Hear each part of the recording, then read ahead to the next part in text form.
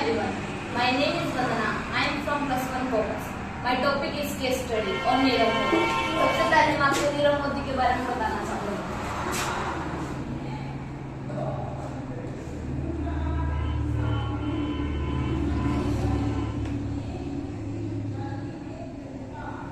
नीरव मोदी का जन्म गुजरात के पालनपुर शहर में हुआ था, लेकिन कुछ टाइम के बाद में ये बेल्जियम में शिफ्ट हो गए. लेकिन जब ये 19 इयर्स के थे तब ये अपने फादर के साथ वापस मुंबई आ गए. मेहुल चोकसी जो इनके मैटरनल अंकल थे उनके साथ बिजनेस करने के लिए.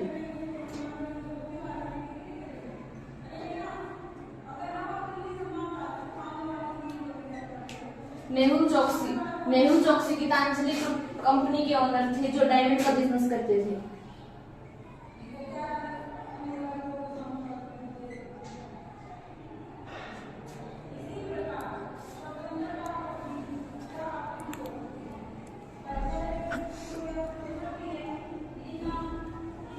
मेहुल चोकसी से नीरव मोदी ने डायमंड के बिजनेस के बारे में सीखा और 1999 में एक कंपनी फाउंड की जिसका नाम फाइव स्टार डायमंड था.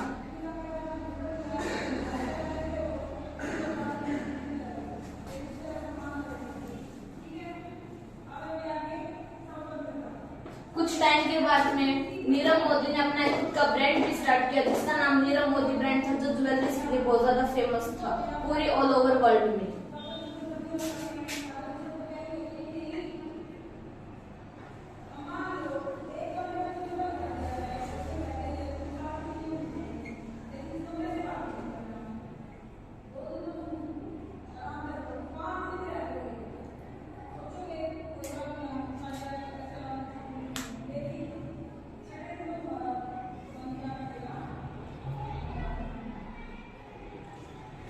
लेकिन नीरव मोदी ने इन सभी बिजनेस के लिए जहां से पैसा लिया था वो एक पीएनबी बैंक था.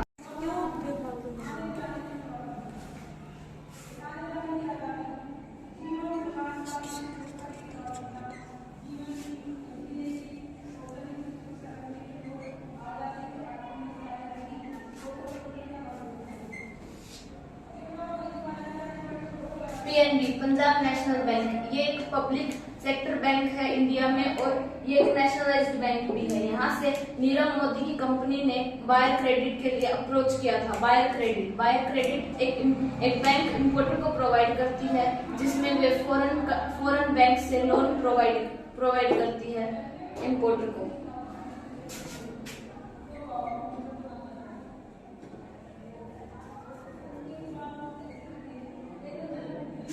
नीरव मोदी ने वायर क्रेडिट बैंक के पास गया था और उसने अप्रोच की थी वायर क्रेडिट के लिए क्योंकि उसे एक्सपोर्टर से डायमंड्स चाहिए थे. तब जब वायर क्रेडिट जब हमें बैंक प्रोवाइड करता है तब बैंक फॉरेन बैंक को एक LOU प्रोवाइड करता है जो लेटर ऑफ अंडरटेकिंग होता है. लेटर ऑफ अंडरटेकिंग एक गारंटी होती है इंपोर्टर की जो बैंक प्रोवाइड करता है कि अगर भाई जो नीरव मोदी है वो टाइम पर अगर पेमेंट नहीं कर पाता तो प्रिंसिपल अमाउंट है और इंटरेस्ट अमाउंट है वो पीएनबी बैंक खुद की तरफ से पे करेगी और वो उसके लिए लायबिलिटी बन जाती है.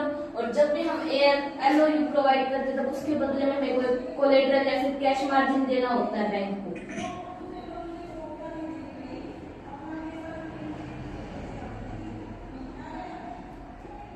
लेकिन नीरव मोदी ने पीएनबी के 2 एम्प्लॉइज के साथ मिलकर बदले में कोई कोलेटरल नहीं दी और 5 साल तक LOU लेता रहा. और जब एक इंचार्ज ने इसके बारे में जब एक पीएनबी के एक एम्प्लॉय ने जब इन्वेस्टिगेट किया तब उसे पता चला कि नीरव मोदी की कंपनी ने कोई भी कोलेटरल प्रोवाइड नहीं किया और वो 5 साल से लगातार बैंक से लोन लेती जा रही है जिसकी वजह से कोई डेब्ट हो गई थी 11,000 करोड़.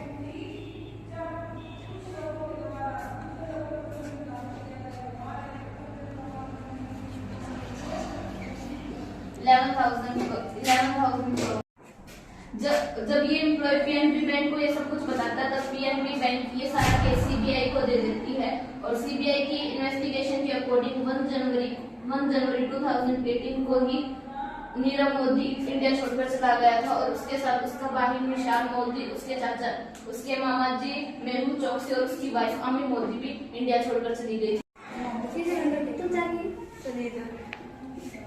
नीरव मोदी स्कैम और या फिर जिसको हम पीएनबी स्कैम भी कहते हैं, इससे हमारे पास ये कंक्लूजन निकलता है कि जो पीएनबी बैंक था उसका बैंकिंग सिस्टम इतना ज्यादा अपडेट नहीं था, क्योंकि उसमें सीबीएस और स्विफ्ट सिस्टम आपस में लिंक नहीं थे, और स्विफ्ट और सीबीएस सिस्टम आपस में लिंक ना होने की वजह से ये स्कैम हुआ। इससे हमें ये कंक्लूजन और ये हमें डिसीजन लेना चाहिए कि हमें स्विफ्ट और सीबीएस को आपस में लिंक करना चाहिए और पीएनबी को अपने बैंकिंग सिस्टम को अपडेट करना चाहिए।